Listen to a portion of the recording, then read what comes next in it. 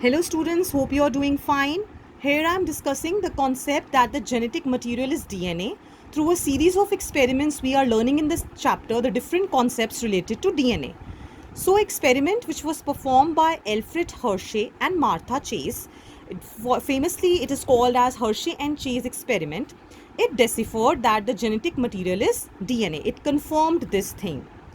So what model organism they used? They used bacteriophages. So bacteriophages are viruses which infect bacteria.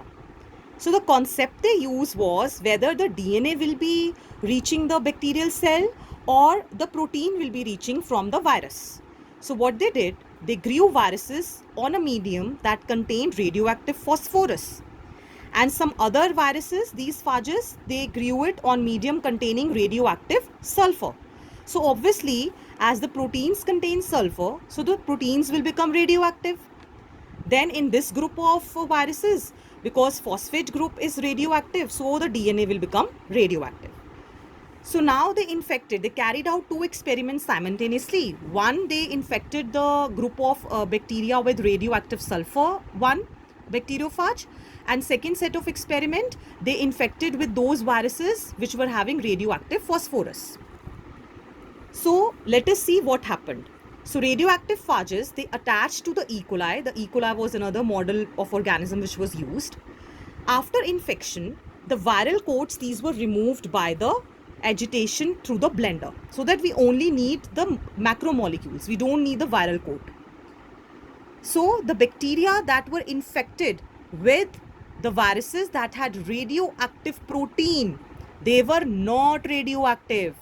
Whereas bacteria that were infected with viruses which had radioactive DNA, they were radioactive. Means DNA is the genetic material, because when the phages will infect E. coli, they will just inject their genetic material inside.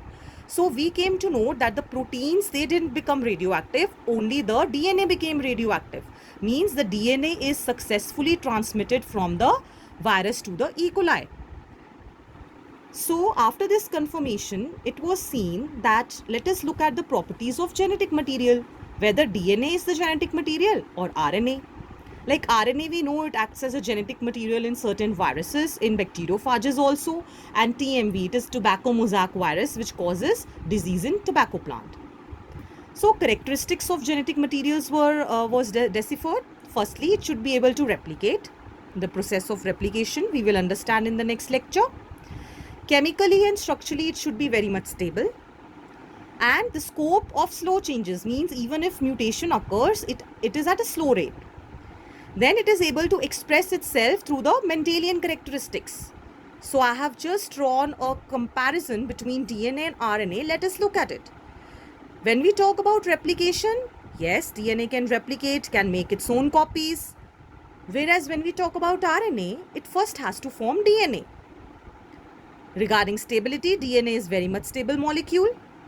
RNA actually, it has an OH group which makes it more reactive, so it is less stable. Coming to mutation rate, in DNA it is slow, and in case of RNA, the rate of mutation is fast. Like these days we talk about coronavirus, it has RNA as genetic material, so its mutation rate is fast. Coming to the expression, DNA can very well express itself by first transcribing into RNA and later on translating into proteins. And RNA also can form the proteins and express.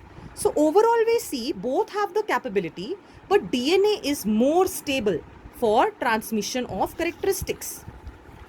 But one thing then it came into mind, that DNA being more stable can be used as the storage material for genetic information. Whereas RNA, it is useful for transmission of genetic information.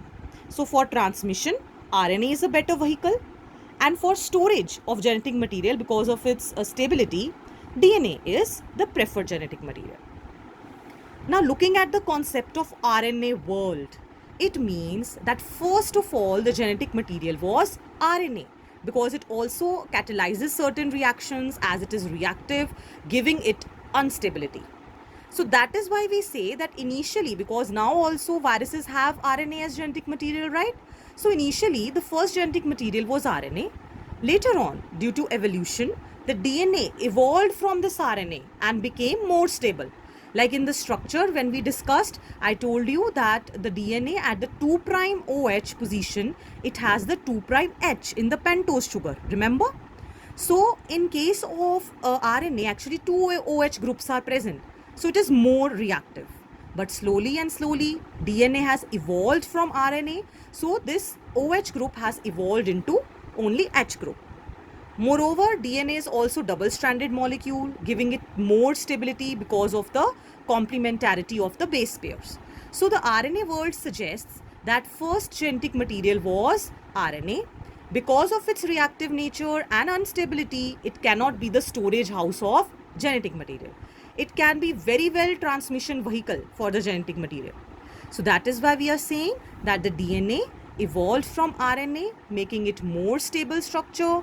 It is double stranded and there is structural difference of a OH group, which makes it less reactive because it has been replaced by hydrogen group.